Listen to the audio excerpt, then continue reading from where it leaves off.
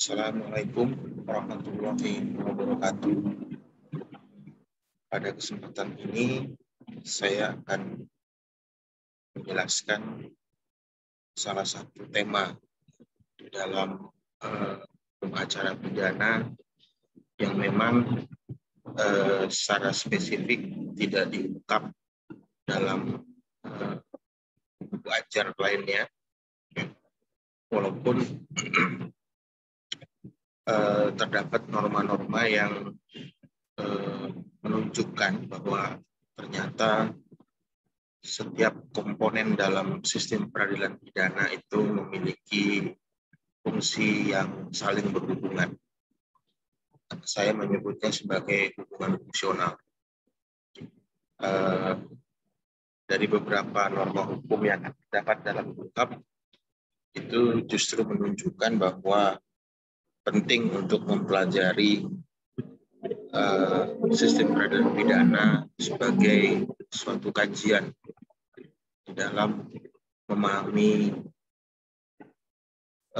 kitab undang-undang hukum acara pidana atau KUHP.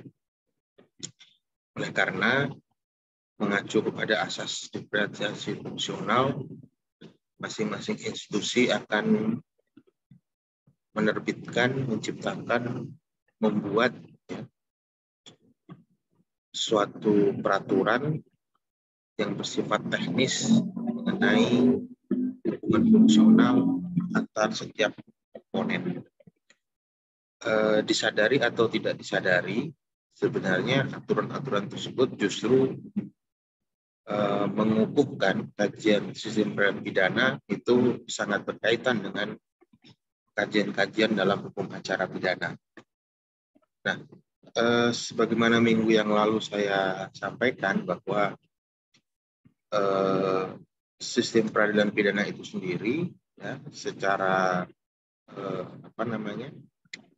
secara umum dijelaskan sebagai suatu sistem penegakan hukum yang terdiri dari proses adjudikasi, proses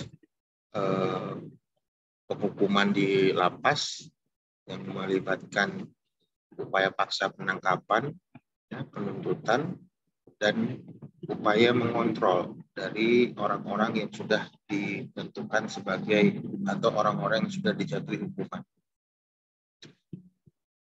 Nah, dua pandangan ini merupakan pandangan umum ketika membahas definisi dan konsep dari sistem peradilan pidana. Hampir semua ahli hukum menjelaskan adanya suatu konvergensi, suatu interrelasi, ya, koneksitas antar lembaga-lembaga yang memiliki pola kerja yang saling berhubungan dengan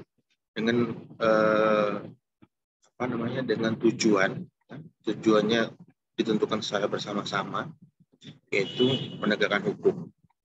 Bahkan sampai kepada, kalau menurut Siegel ini, sampai kepada mengidentifikasi melampaui batas membawa bersalah ke pengadilan serta mengobati perilaku kriminal. Nah, ini yang suatu konsep yang dibangun juga berbasis kepada pemilihan pola pikir, karena nanti dalam sistem peradilan itu banyak sekali model-model sistem peradilan, ya. Ada peradilan family system, ada ada sistem peradilan yang berbasis battle, ya, peperangan, battlefield. Banyak model-model sistem peradilan yang kemudian mempengaruhi cara seorang ahli hukum untuk membuat suatu konsep. Nah, dalam konteks umum sistem peradilan pidana di Indonesia ini digambarkan seperti ini, ya. KUHP itu mengandung dua asas utama, diferensiasi fungsional dan asas praktik fungsional. Ini sudah saya jelaskan di pertemuan 3 kalau saya tidak salah, tentang asas-asas hukum yang menjadikan setiap komponen itu saling terkait, saling berhubung, ya, walaupun fakta konkretnya seakan-akan itu berdiri sendiri, ya. Padahal di dalam penormaan Undang-Undang 8 tahun 81 tentang KUHP terlihat sekali kaitan-kaitan antara norma satu dengan norma yang lain, norma yang mengatur institusi penyidik dengan norma yang mengatur penuntut umum. Itu sangat terlihat kaitan dari fungsinya. Jadi kalau dari fungsi pertama itu gagal, biasanya fungsi kedua itu juga gagal. Ya, nanti akan saya tunjukkan pada pertemuan-pertemuan berikutnya. Nah, cuma permasalahannya sekarang di sini saya membuat suatu garis merah ya, di atas itu garis merah antara posisi advokat dengan komponen penegak hukum lainnya. Secara teoritis memang advokat diakui sebagai salah satu komponen dalam sistem peradilan pidana. Tapi secara praktik posisi advokat dipandang menjadi seolah-olah lawan dari penegak hukum lainnya. Bahkan salah satu modul pembelajaran ya, yang dimiliki oleh Polri tentang sistem peradilan pidana, tentang hukum acara pidana, saya tidak salah, itu justru tidak memasukkan advokat sebagai komponen dari sistem peradilan pidana. Nah, ini yang menjadikan latar belakang pemikiran mengapa advokat dengan penyidik, dengan penuntut umum, ya itu selalu bertolak belakang. Itu salah satu problem ya dalam persoalan sistem peradilan pidana di Indonesia. Nah, menarik yang diungkapkan oleh Luhut Pangaribuan. Ternyata kalau kita berbicara sistem peradilan pidana itu tidak hanya sekedar merujuk kepada normatifnya saja, ya, tapi termasuk juga dasar teori, filosofi, dan konsep. Sedangkan kalau pembicaraan itu berkaitan dengan hukum acara, ya, pidana, itu hanya dianggap ya, mempelajari normatifnya saja. Ya. Normatifnya yang ada di dalam kitab undang-undang hukum acara pidana. Nah, sehingga ketika belajar ya, mengenai sistem peradilan pidana, itu dalam pandangannya Pak Luhut, kita mempelajari hukum pidana dalam arti yang luas. Tapi kalau kita mempelajari hanya hukum acara pidana, Pak Luhut mengatakan itu sebenarnya mempelajari sistem peradilan pidana dalam arti sempit. Nah, sesi-sesi pembelajaran kita, ya, saya ingin masuk kepada tidak hanya hukum acara pidana, ya, tapi saya masuk kepada sistem peradilan pidana secara luas. Jadi interkoneksi antara KUHP dengan kajian normatifnya yang sangat dogmatik, ya, sangat doktriner, tapi juga akan memunculkan konsekuensi logis dari setiap kebijakan institusi itu akhirnya memberikan dampak terhadap proses penegakan hukum oleh institusi lainnya. Ya. Saya bisa memberikan contoh misalnya ketika Mahkamah Agung membuat suatu batasan tentang denda ya, untuk tipiring itu adalah 2.500.000 itu sebagai suatu tindak pidana ringan, maka tidak perlu ditahan. Kalau kita baca aturannya, jangkauan dari aturan tersebut hanya sampai kepada kejaksaan, ya, tapi tidak sampai kepada penyidikan. Nah, sehingga ada pandangan atau ada pendapat, artinya dalam ranah penyidikan, denda ringan pun dapat dilakukan penahanan. Ya, karena aturan yang dikeluarkan Mahkamah Agung hanya berimbas kepada hakim dan kepada penuntut umum. Nah, itu sebenarnya tidak bisa disebut sebagai kajian ansih sebagai hukum acara pidana, tapi justru itu juga sudah masuk pada kajian sistem peradilan pidana. Nah, ini yang nanti ke depan akan kita pelajari ya secara tematik mengenai bagian-bagian tersebut dan korelasinya dengan masing-masing komponen. Baik, secara umum saya ingin menggambarkan seperti ini sebenarnya ya, bahwa sistem peradilan pidana itu terbagi menjadi 3 klaster. Ya. Yang pertama adalah komponen primer. Komponen primer itu terdiri dari kekuasaan eksekutif dan kekuasaan legislatif yang memiliki hak ya, dan kewenangan untuk membuat suatu aturan, menentukan politik hukumnya, dan membuat sistem hukumnya. Nah, politik hukum dan sistem hukum ini yang kemudian mempengaruhi layer kedua, yaitu unsur sekunder. Nah, unsur sekunder ini dalam buku-buku ajar disebut sebagai komponen sistem peradilan pidana. Ya. Walaupun mayoritas tidak memasukkan masyarakat ya, sebagai komponen dalam sistem peradilan pidana.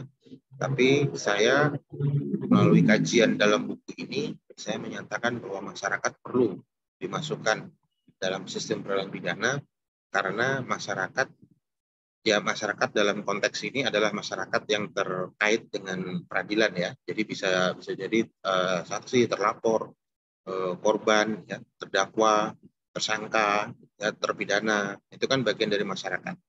Dia yang orang-orang yang ditarik masuk ke dalam proses itu juga secara konseptual sebenarnya masuk ke dalam komponen sistem peradilan pidana. Nah, tapi pandangan umum ingin mengatakan bahwa kalau masyarakat itu masuk ke dalam sistem peradilan pidana, maka akan merusak pola kerja dari sistem peradilan pidana itu sendiri. Ya. Jadi sudah ada penolakan secara konseptual dari para ahli hukum dan para praktisi. Nah, kemudian unsur sekunder ini memiliki penunjang, ya, yaitu unsur tersier, unsur penunjang. Walaupun di dalam buku ini saya hanya memuat 5, tapi sebenarnya seluruh kementerian, seluruh lembaga pemerintahan itu merupakan unsur penunjang dari pola kerja sistem peradilan pidana. Saya kasih contoh misalnya Pemda. Pemda itu merupakan penguasa daerah, ya, penguasa suatu daerah yang memiliki basis data identitas dari setiap warganya, ya, dan itu diperlukan oleh penegak hukum untuk bisa mengidentifikasi pelaku korban, ya, pelaku korban terkait dengan pemenuhan subjek atau pemenuhan unsur dari barang siapa setiap orang. Ya, data itu bisa diperoleh dari Pemda, sehingga harus ada interkoneksi secara elektronik mengenai pengambilan data. Nah, jadi unsur sekunder itu tidak perlu membangun data identitas warga, ya, cukup dari Pemda yang membangun, kemudian dikorelasikan dengan pola kerja dari unsur sekunder ini. Demikian juga misalnya dengan Bank Indonesia. Bank Indonesia ini merupakan penguasa atau institusi yang memiliki kekuasaan dalam kaitannya dengan transaksi perbankan, ya, bisa juga dalam kaitannya dengan aliran dana, ya, baik itu dari pelaku, ya, maupun dari korban, ya, dan saksi lainnya dalam kaitannya dengan tindak pidana tertentu, misalnya money laundering atau korupsi. Nah, rasionalitas yang lain kenapa saya masukkan Menteri Pendaya-gunaan Aparatur Negara, bahwa sebenarnya semua komponen dari sistem peradilan pidana, ya, pada dasarnya merupakan perpanjangan tangan dari kekuasaan eksekutif, ya, pada dasarnya. Sehingga Menteri Pendayaan Aparatur Negara atau Menpan ini memiliki kekuasaan dan kewenangan untuk membentuk suatu sistem pola kerja administratif dari setiap institusinya. Dan ini sangat berpengaruh dengan bagaimana suatu institusi penegak hukum itu menetapkan target dari pencapaian prestasi dari masing-masing institusi.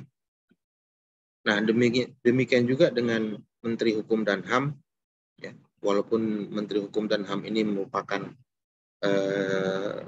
superior institusi atas lapas, ya, tapi pada dasarnya pihak Menkumham sebagai unsur penunjang juga memiliki kekuasaan dan kewenangan untuk membuat suatu aturan yang juga berkaitan dengan bagaimana pola kerja dari unsur sekunder tadi sebagai komponen sistem pidana. Nah, demikian juga dengan Mendagri. Ya, Mendagri ini tentunya kaitan dengan Pemda juga sangat kuat ya untuk memberikan supporting system kepada komponen dari sistem pidana. Nah, secara lengkap nanti Anda bisa membaca uraian-uraian ini dalam buku yang sudah saya tampilkan di slide. Ya. Ada tujuan-tujuan dan alasan-alasan mengapa kajian sistem peradilan pidana itu menjadi penting untuk dibahas dan dikaitkan dengan kajian hukum acara pidana. Oke, saya ingatkan pada sesi ini juga ya, untuk Anda membaca buku-buku yang sudah saya sampaikan di dalam Google Drive yang berkaitan dengan hubungan fungsional dengan antara komponen-komponen dari sistem peradilan pidana. Baik, untuk sementara saya akhiri penyampaian materi hari ini. Nanti kita sambung lagi dengan tema berikutnya, yaitu hubungan fungsional antara penyidik dengan penuntut umum. Terima kasih. Assalamualaikum warahmatullahi wabarakatuh.